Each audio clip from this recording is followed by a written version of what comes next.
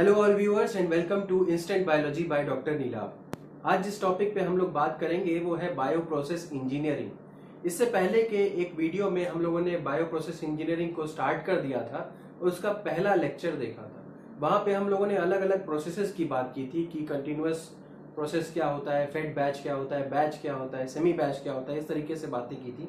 और आज हम लोग उस लेक्चर से आगे लेक्चर नंबर 2 पे आ रहे हैं बायो प्रोसेस इंजीनियरिंग के। आज जो टॉपिक हम लोग डिस्कस करेंगे वो है स्टेडी स्टेट क्या होता है और इक्विलिब्रियम किसे कहते हैं। दूसरा, अनस्टेडी स्टेट के बारे में बात करेंगे। कंजर्वेशन ऑफ मास के बारे में बात करेंगे बायो प्रोसेस इंजीनियरिंग के रेस्पेक्ट में।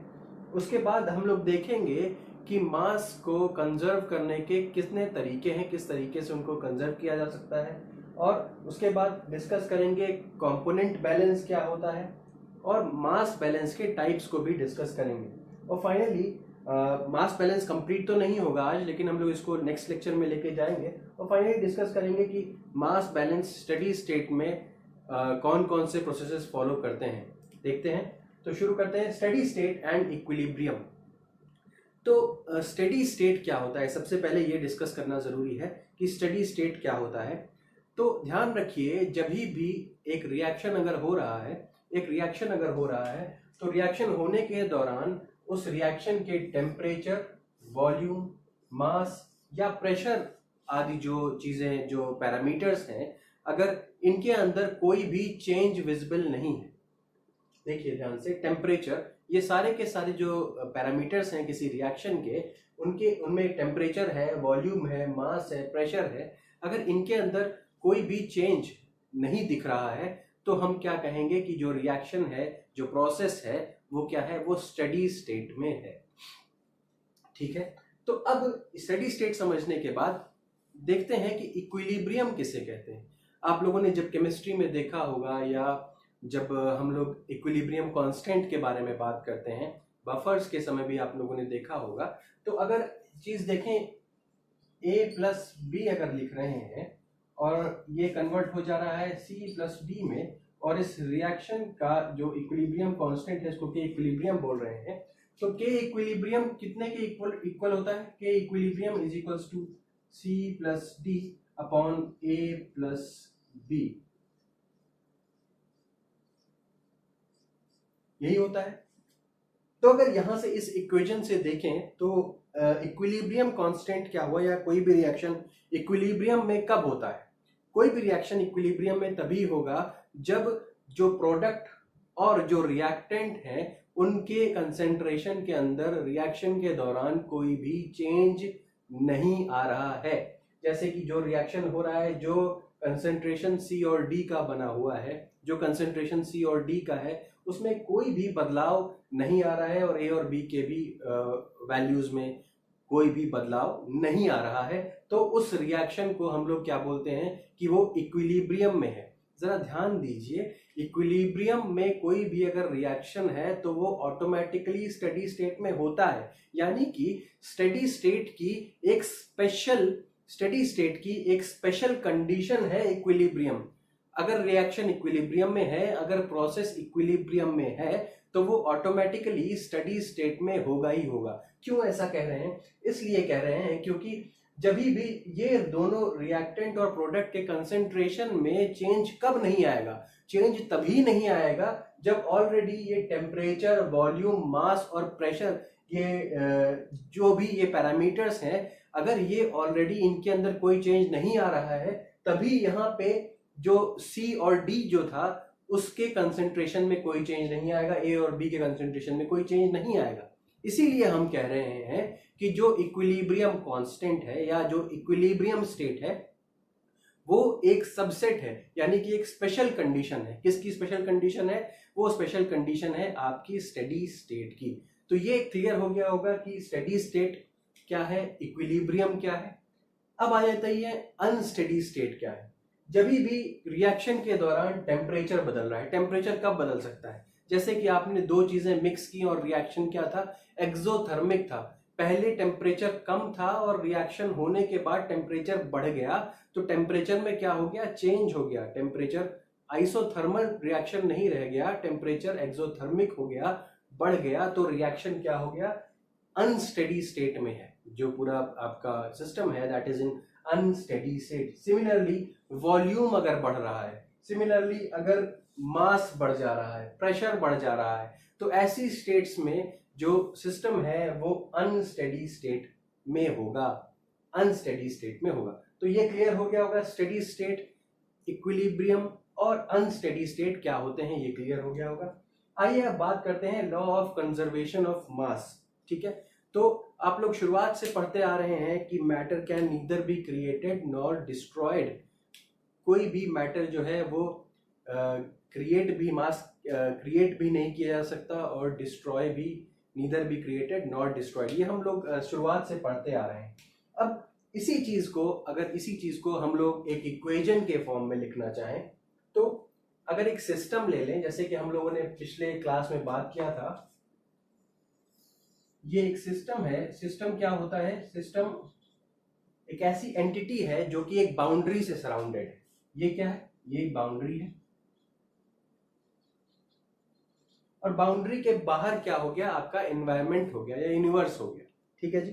तो इस सिस्टम के बारे में हम बात कर रहे हैं। जो भी मास आप सिस्टम के अंदर दे रहे हैं, चाहे आप इस सिस्टम को एक फर्मेंटर के फॉर्म में समझ लीजिए, या कोई मशीन के फॉर्म में समझ लीजिए, या कोई सेल के फॉर्म में समझ लीजिए, या ह्यूमन बॉडी के फॉर्म में समझ लीजिए। ठीक है, तो देखते हैं मास इन द सिस्टम, जो भी मास सिस्टम के अंदर भेजा जा रहा है, माइनस मास आउट, जो मास सिस्टम से बाहर निकल रहा है, प्लस मास जनरेटेड, जो मास उस सिस्टम के अंदर बन रहा है, माइनस मास कंज्यूम्ड, जो मास उस सिस्टम के द्वारा कंज्यूम किया जा रहा है, वही बराबर होगा मास एक्यूमुलेटेड में। वही बराबर किस चीज के होगा? मास एक्यूमुलेटेड में, यानी कि उसकी उस बॉडी के अंदर कितना मास एक्यूमुलेट हो गया, उसका फॉर्मूला ये है। तो बेसिकली यहाँ पे हमने क्या चीज किया? हमने यहाँ पे कंजर्वेशन ऑफ मास लगाया। यहाँ पे हमने कंजर्वेशन ऑफ मास का कॉन्सेप्ट लगाया। अगर एक फर्मेंटर के कॉन्सेप्ट में, फर्मेंटर का एग्जांपल लेके इसको समझा जाए, तो फर्मेंटर के अंदर पहले हमने क्या डाला? रॉ मटेरियल को डाला, मीडिया को डाला, इनोक्यूलम को डाला। तो ये क्या हो गया? हमारा mass that is put in, mass जो अंदर डाला गया, माइनस मास आउट। अब जब फाइनली हमारा काम हो जाएगा तो हम उसमें से मास निकालेंगे, जो कि बैच प्रोसेस में होता है। अगर कंटिन्यूअस में हुआ तो हम लोग लगातार निकालते रहेंगे। तो मास that is taken out, mass generated. अब जाहिर सी बात है कि जो भी ऑर्गेनिजम्स उसके अंदर, उस फर्मेंटर के अंदर होंगे, वो अपना कुछ मास को जनरेट कर रहे होंगे आफ्टर यूटिलाइजिंग द इनोक्यूलम। तो मास का जनरेशन भी हुआ और मास कंज्यूम भी हुआ, यानी कि जो अंदर जो आपने मटेरियल डाला था, जो आपने मीडिया डाला हुआ था, वो भी तो कंज्यूम होगा। तो मास कंज्यूम भी हुआ। और इसी को जब सॉल्व करते हैं तो वो क्या दिखाता है कि फर्मेंटर के अंदर कितना मास एक्यूमुलेट हुआ। या फर्मेंटर का ही एग्जांपल लेके नहीं, किसी और एग्जांपल को लेकर के, किसी बॉडी के एग्जांपल को लेकर के भी आप इसको समझ सकते हैं। तो चलिए, ये क्लियर हो गया होगा। इसमें ध्यान देने वाली बात यह है कि इस पूरे जो मास बैलेंस इक्वेशन है, इसमें दो चीजें हमेशा कंजर्व्ड रहेंगी। क्या कंजर्व करेगा? Total mass.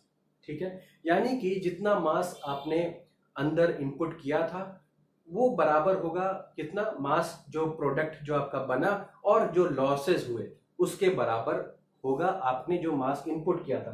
तो टोटल मास हमेशा कांस्टेंट रहता है। और इसके बाद number of atoms of each element, यानी कि अगर आप कार्बन के एटम्स को जोड़ें तो वो प्रोडक्ट प्लस लॉसेस में, और जो आपने जो इनपुट किया था उसके बराबर होगा। सिमिलरली हाइड्रोजन, ऑक्सीजन, नाइट्रोजन, जिस भी एलिमेंट की आप बात कर रहे हैं, उसके नंबर ऑफ एटम्स जो हैं वो कंजर्व्ड रहेंगे। ये ध्यान देने वाली बात है। अब एक एग्जांपल लेते हैं शुगर प्लांट का।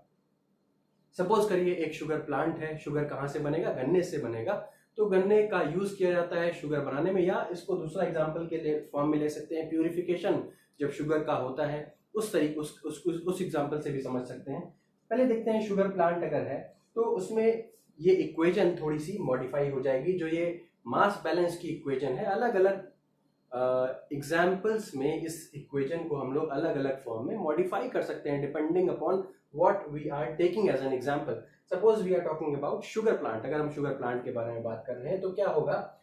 जो रॉ मटेरियल हमने डाला है, सपोज हमने गन्ने का यूटिलाइजेशन किया शुगर प्लांट के अंदर, तो जो रॉ मटेरियल हम लोग यूज कर रहे हैं वो किसके बराबर होगा? जो प्रोडक्ट हमारा फॉर्म हो रहा है, प्लस जाहिर सी बात है कुछ ना कुछ वेस्ट प्रोडक्ट भी बनेगा, वो waste product plus stored product, जो मशीनरी है उसमें कुछ ना कुछ स्टोर भी होगा, और जो लॉसेस है यानी कि कहीं ना कहीं जो शुगर जो बन रही है वो हमारे पास नहीं होकर के कहीं ना कहीं किसी ना किसी फॉर्म में लॉस हो जाएगी, तो वो भी एक एक एस्पेक्ट है। तो ये जो रॉ मटेरियल है वो इतने के बराबर अगर आ रहा है तो हमारा जो मास है वो बैलेंस है, वरना कहीं ना कहीं कुछ ना कुछ गड़बड़ जरूर है, हमें ये समझ जाना चाहिए।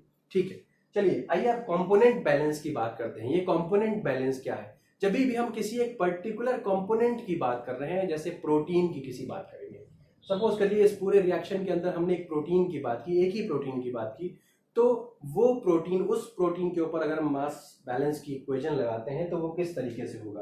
तो देखिए, इनपुट जो हमने प्रोटीन जो इनिशियली यूज किया था उसका कंसेंट्रेशन माइनस आउटपुट जितना बाहर निकल रहा है, प्लस फॉर्मेशन माइनस डिसअपियरेंस, या उस रिएक्शन के दौरान क्या वो प्रोटीन किसी और तरीके से भी फॉर्म हो रहा है या कहीं और डिसअपियर हो रहा है। तो इस पूरी इक्वेशन, ये देखिए ये फिर से एक इक्वेशन, ये मास बैलेंस वाली इक्वेशन चेंज हो जाती है।